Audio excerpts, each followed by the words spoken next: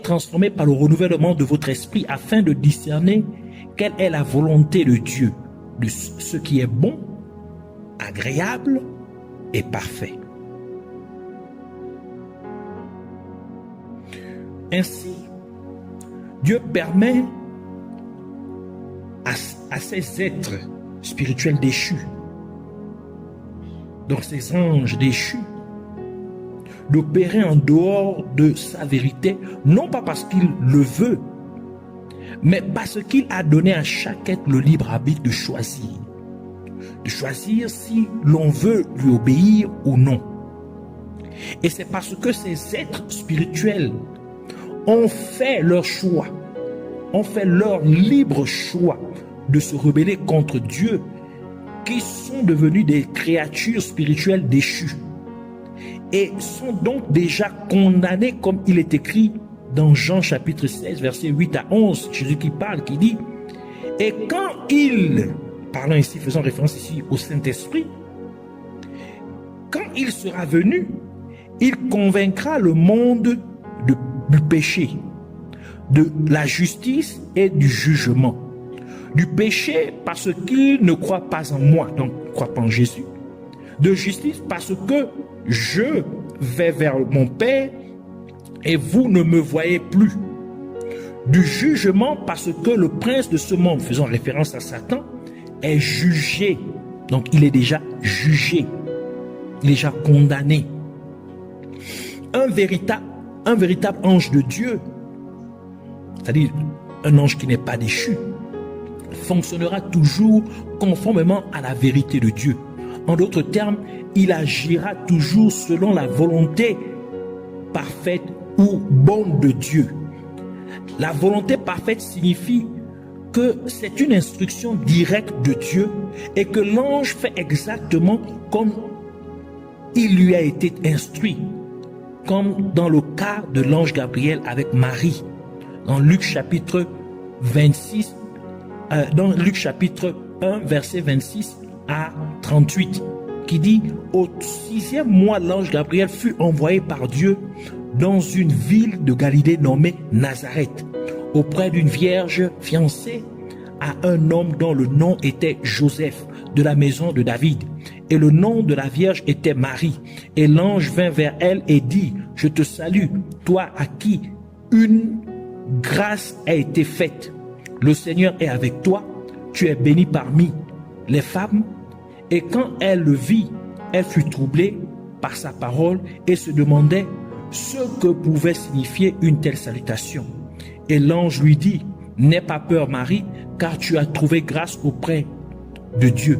Et voici, tu concevras dans ton sein et tu enfanteras un fils et tu l'appelleras du nom de Jésus.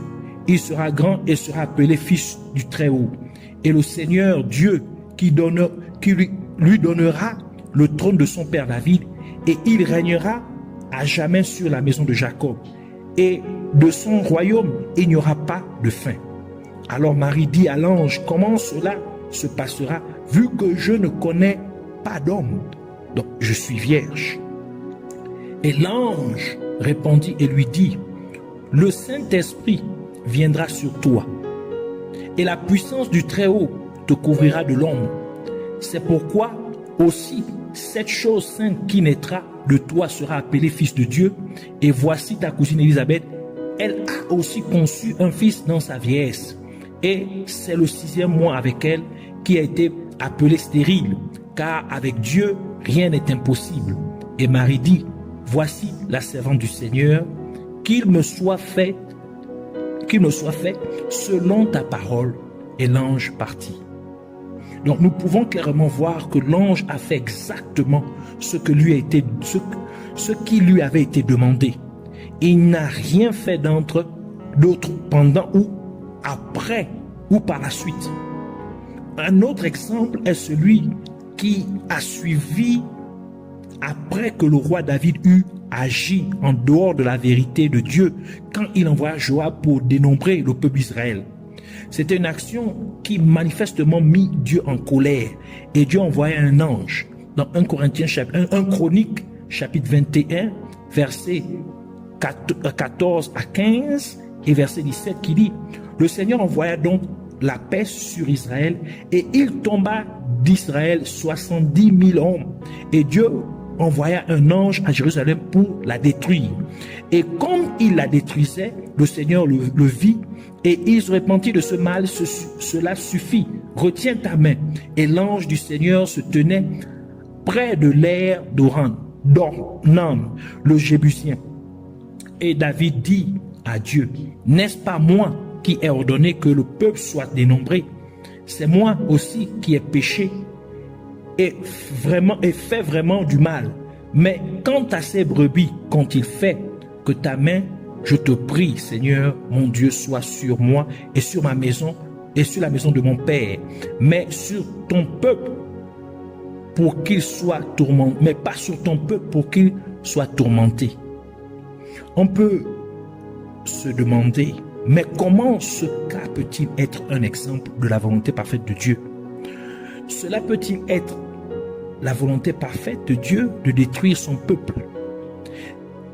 Évidemment, c'est la volonté parfaite de Dieu de corriger, de réprimander ou punir si une infraction a été commise, afin que nous ne puissions pas la recommencer ou la reproduire une autre fois.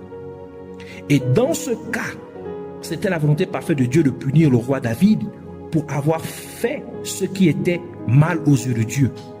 Dans le livre d'Apocalypse chapitre 3 verset 19, il est écrit, c'est Dieu, Jésus qui parle, il dit, moi je réprimande et je châtie tout ce que j'aime.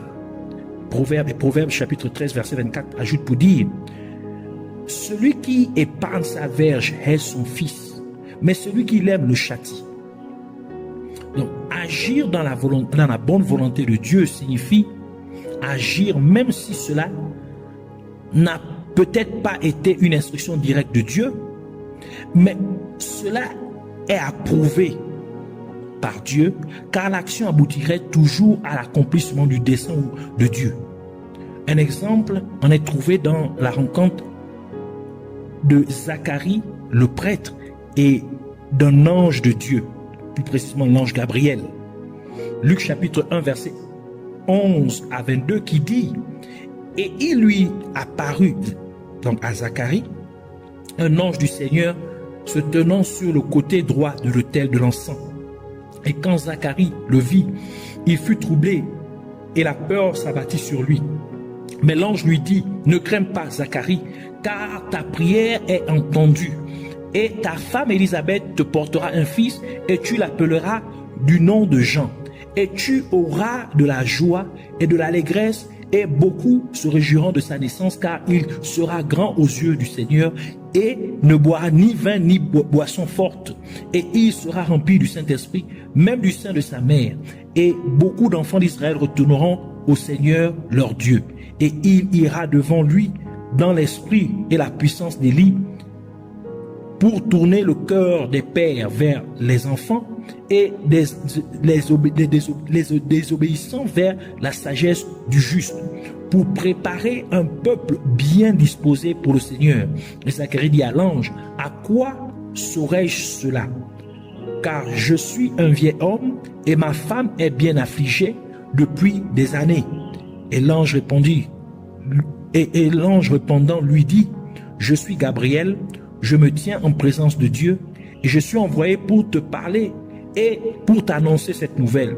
Et voici, tu seras muet et tu ne pourras pas parler jusqu'au jour où ces choses seront accomplies, parce que tu ne crois pas à mes paroles, qui s'accompliront en leur temps. Et le peuple attendit Zacharie et s'étonna qu'il soit resté si longtemps dans le temple. Et quand il sortit, il ne put leur parler et ils s'aperçurent qu'il avait eu une vision dans le temple, car il leur fit signe et resta sans voix. Ici, nous pouvons voir que l'ange Gabriel a été chargé par le Seigneur de livrer ce message à Zacharie, le prêtre. Ce qu'il fit, mais Zacharie douta à cause de sa vieillesse. Alors l'ange le rendit muet jusqu'à la naissance de Jean le Baptiste. Mais cela n'empêchait point le plan de Dieu ou le dessein de Dieu qui s'est déroulé exactement comme l'avait prévu, en dépit du fait que Zacharie fut muet pendant un certain temps. Donc, nous pouvons voir que les anges déchus peuvent ne pas agir conformément à la vérité dans la dimension de Dieu, qui est la vérité ultime, uniquement parce que Dieu le permet, donc dans sa volonté permissible. D'un autre côté, les anges de Dieu opéreront toujours conformément à la vérité ultime, donc ce qui se trouve dans la vérité, qui se trouve dans la dimension de Dieu. Donc, la dimension physique, non, parlons maintenant de la dimension physique. La dimension physique est l'endroit où vit l'être humain. Et il est entouré et influencé par des faits, donc des choses connues, donc les choses connues comme étant vraies, donc les événements. Il y a une vérité physique, ce qu'un homme considère comme vrai, donc ce sont des faits. La vérité physique est affectée ou influencée, c'est-à-dire elle peut être changée par la vérité spirituelle. Et nous avons déjà expliqué qu'il existe deux dimensions de vérité, de la vérité spirituelle. La dimension de la vérité de Dieu, qui est la vérité ultime, et la vérité dans la dimension des êtres spirituels créés, qui est censé être en accord avec la vérité dans la dimension de Dieu, mais peut ne pas l'être.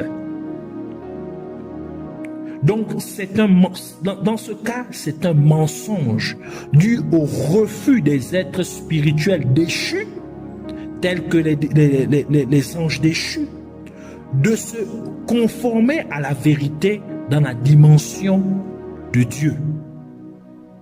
Donc, la vérité dans la dimension spirituelle est présentée dans la dimension physique du point de vue de Dieu, donc de la vérité ultime. Genèse chapitre 1 verset 3 qui dit: et Dieu dit que la lumière soit, et la lumière fut. Pourquoi? Dieu appartient à la dimension spirituelle, et la parole de Dieu dit que Dieu est lumière. Donc dans sa dimension spirituelle, il y a la lumière, il est lumière. Alors il veut que la dimension physique aussi reflète cette vérité. C'est pourquoi il dit que la lumière soit, et la lumière fut. Donc il y a donc la vérité dans la dimension physique est présentée à la vérité, est présentée soit de la dimension de Dieu ou soit de la dimension des êtres spirituels déchus, donc des anges déchus, ce qui est évidemment un mensonge. Donc la vérité sur le plan physique provient de l'une de ces deux dimensions. Genèse chapitre 2 verset 16 à 17 qui dit: et le Seigneur Dieu commanda à l'homme en disant: de tout arbre du jardin tu peux manger librement, mais de l'arbre de la connaissance du bien et du mal tu n'en mangeras pas, car le jour où tu en mangeras tu mourras. Ici c'est la vérité de Dieu présentée à l'être humain, donc à Adam et à Ève, dans le domaine, dans la dimension physique. Donc il présente cela dans la dimension physique.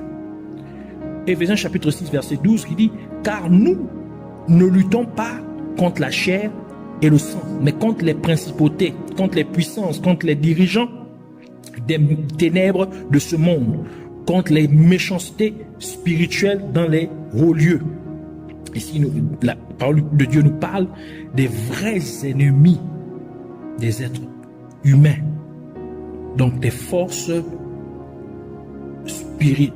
spirituelles qui appartiennent à la dimension des êtres spirituels créés. 2 Corinthiens chapitre 11 verset 14 dit: et cela n'est pas étonnant, car Satan lui-même se transforme en ange de lumière. Genèse chapitre 3, verset 1 à 5 dit ceci, pour montrer comment Satan opère. Or, le serpent était plus subtil, c'est-à-dire plus rusé que n'importe quelle bête des champs que le Seigneur Dieu avait fait. Et il dit à la femme, oui, Dieu a-t-il dit, vous ne mangerez pas de tous les arbres du jardin? Et la femme dit au serpent, nous pouvons manger du fruit des arbres du jardin, mais du fruit de l'arbre qui est au milieu du jardin, Dieu a dit, vous n'en mangerez pas et vous n'y toucherez point, de peur que vous mouriez. Et le serpent dit à la femme, vous ne mourrez point, car Dieu sait que le jour où vous en mangerez, vos yeux s'ouvriront et vous serez comme des dieux, connaissant le bien et le mal. Ici, c'est la vérité de la dimension des êtres spirituels créés tels que présentés par Satan, c'est-à-dire un ange déchu à l'être humain. Ici, l'être humain faisant référence à Ève. Ici, cette vérité est présentée dans la dimension physique. Et cette vérité ne correspond pas à la vérité de Dieu, dans la vérité utile, comme nous l'avons lu préalablement, c'est donc un mensonge. Satan a une manière de présenter une soi-disant vérité à l'être humain. Son but est de confondre l'être humain sur la vérité reçue de Dieu. Nous pouvons voir dans ce cas précis où Dieu dit à l'être humain, de tout arbre du jardin, tu ne peux manger librement. De tout arbre du jardin, tu peux manger librement. Mais de l'arbre de la connaissance du bien et du mal, tu n'en mangeras pas. Mais Satan a dit à l'être humain, à Ève plus précisément, Dieu a dit, vous ne mangerez pas de tout arbre du jardin. Donc Dieu dit que vous pouvez manger de tous les arbres, sauf un. Satan dit, Dieu a-t-il dit que vous n'en mangerez pas? Cela rendit Ève confuse. Elle dit à Satan, nous pouvons manger du fruit des arbres du jardin, mais du fruit de l'arbre qui est au milieu du jardin, Dieu a dit, vous n'en mangerez pas. Alors que Dieu avait dit, de tout arbre du jardin, vous n'en mangerez, vous mangerez librement. Mais de l'arbre de la connaissance du bien et du mal, tu n'en mangeras pas. Nous voyons clairement que Dieu était précis sur l'arbre dont il ne fallait pas manger. L'arbre de la connaissance du bien et du mal. Mais Ève n'était pas spécifique lorsqu'elle parla de l'arbre au milieu du jardin.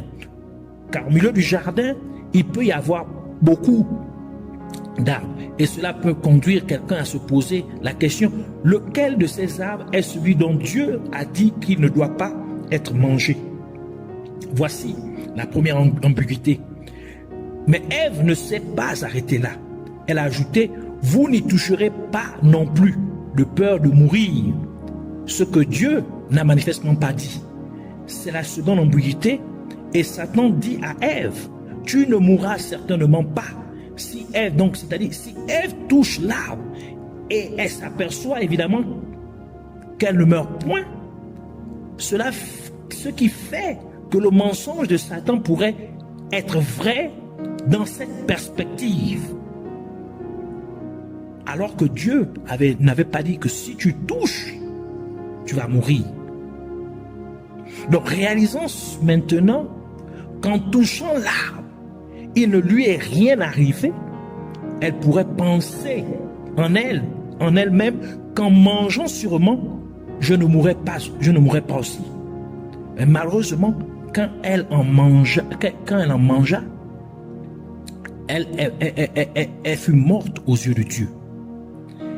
Il faut également noter que la mort dont Dieu parlait était plus une mort spirituelle, c'est-à-dire une séparation avec Dieu, qu'une mort physique. Mais Satan essayait de mettre l'accent sur une mort physique. Et le serpent dit à la femme, vous ne mourrez pas, car Dieu sait que le jour où vous en mangerez, vos yeux s'ouvriront et vous serez comme des dieux connaissant le bien et le mal. Donc Satan essayait toujours de faire en sorte que quelqu'un se détache. Satan va toujours essayer de faire en sorte que quelqu'un se détache de la vérité de Dieu pour se concentrer plutôt sur ses mensonges, sur les mensonges de Satan, qui sembleront être vrais pour la personne. Donc, compte tenu de toutes ces informations, nous pouvons en déduire qu'il y a ce que nous pouvons appeler la foi positive, c'est-à-dire considérer les choses du point de vue de Dieu, donc de la perspective de Dieu, ou de la vérité, du point de vue de la vérité de Dieu, la vérité ultime, donc la parole de Dieu.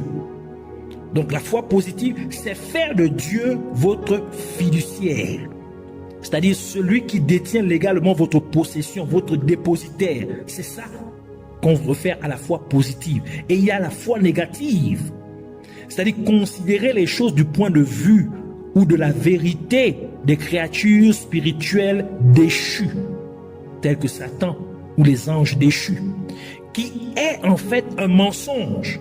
Donc, c'est-à-dire, là, vous faites de Satan ou de ces êtres spirituels déchus votre fiduciaire, donc c'est-à-dire votre dépositaire.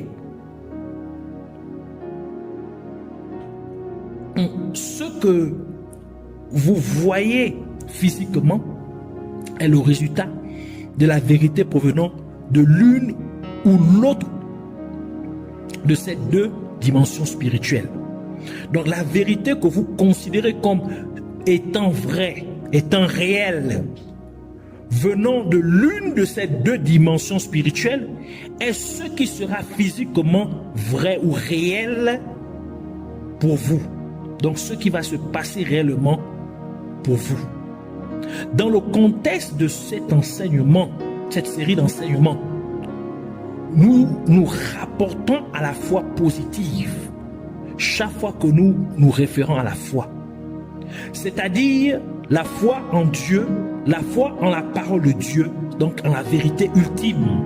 Donc pour conclure, la foi, c'est considérer les choses, c'est-à-dire ce dont vous espérez, c'est considérer ce dont vous espérez ou ce que vous ne voyez pas du point de vue de la parole de Dieu, donc du point de vue de la vérité ultime. C'est pourquoi Jean chapitre 17 verset 17 dit, Jésus dit, en deuxième partie du verset, il dit, ta parole est vérité.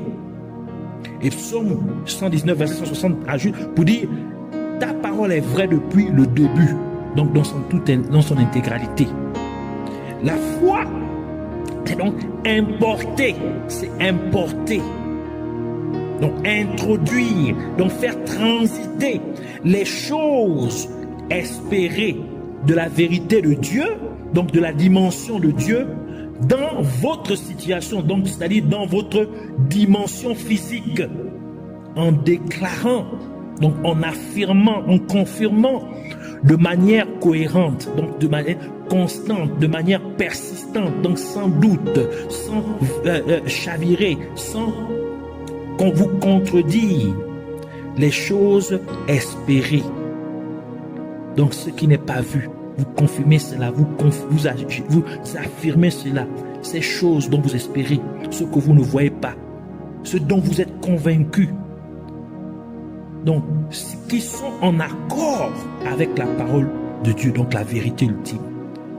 Au cours de votre vie, vous faites cela, vous confirmez ça au cours de votre vie ou de votre situation, à travers des actions, des comportements, des paroles. Donc, c'est ça la foi. Ici, donc, je reprends, la foi, c'est importer, donc introduire, faire transiter ces choses dont vous espérez. De la dimension, vous les faites transiter de la dimension de Dieu dans votre dimension. C'est ça la foi. Donc, puisque vous êtes dans la dimension physique, vous amenez les choses de la dimension spirituelle de Dieu, donc de la vérité ultime de Dieu, vous les faites transiter, donc vous les amenez maintenant à sortir de la dimension spirituelle, du spirituel, et à venir dans la dimension physique. Et vous faites cela en étant cohérent dans vos expressions, au travers des actes, des comportements et des paroles. Donc, vous êtes cohérent dans ce en quoi vous croyez, dans ce en quoi vous êtes convaincu. Vous êtes constant là-dedans, persistant là-dedans. Donc, et lorsqu'on parle d'être constant, d'être cohérent, d'être consistant, d'être persistant, c'est-à-dire on continue à croire, on continue à déclarer, on continue malgré les obstacles ou les objections. Donc c'est ici la foi. Alors, pour aujourd'hui, nous allons nous arrêter là. Nous allons ainsi prier au nom de Jésus-Christ. Alors joins-toi à moi et prions. Père, au nom de Jésus-Christ, nous te remercions de nous avoir donné des aptitudes par la connaissance de ta vérité, car ta parole est la vérité. Nous te prions que pour que cette vérité, nous te prions que pour cette vérité reste gravée dans nos cœurs et qu'elle devienne une vie quotidienne pour chacun d'entre nous. Nous reconnaissons, oh Dieu, que ta parole est la vérité ultime. De tout notre cœur, nous croyons en toi, Seigneur. Nous croyons en ta parole, car ta parole et toi faites un. Je me déconnecte, nous déconnectons de tout mensonge du malin. Nous séparons notre esprit de toutes les hérésies, fausses doctrines et faux enseignements au nom de Jésus. Nous te prions, Père, au nom de Jésus, de purger notre conscience, de purger notre cœur de tout mensonge de l'ennemi avec le sang de Jésus-Christ. Nous te prions, ô Dieu, au nom de Jésus-Christ, que tu accordes à notre esprit, à notre intelligence, à notre cœur, que tu les accordes à la fréquence du Saint-Esprit, afin qu'il nous conduise dans toute la vérité, en nous enseignant toutes choses. Nous décrétons au nom de Jésus-Christ, nous décrétons que Jésus est notre berger et que nous sommes les brebis de Jésus-Christ. Nous sommes ses brebis et que nous entendons sa voix et il nous appelle par notre nom et nous le suivons car nous connaissons sa voix. Nous ne suivons pas les étrangers, mais nous nous éloignons d'eux car nous ne connaissons pas leur voix. Nous déclarons que nous avons foi en Dieu, nous avons foi en sa parole au nom de Jésus. Et de notre cœur, nous croyons à la justice. Nous croyons jusqu'à ce que nous soyons rendus justes aux yeux de Dieu. Et par notre bouche, nous confessons jusqu'à obtenir le salut. Notre foi, nous déclarons que notre foi n'est pas seulement en parole, mais aussi en action et par des comportements. Au nom de Jésus-Christ. Merci Père Dieu Tout-Puissant. Nous proclamons que cette vérité est gravée maintenant dans notre esprit, de telle enseigne que l'ennemi ne puisse pas venir la dérober. Au nom de Jésus-Christ. Que la gloire, l'honneur, la majesté soient rendues. Au nom de Jésus, nous avons ainsi prié.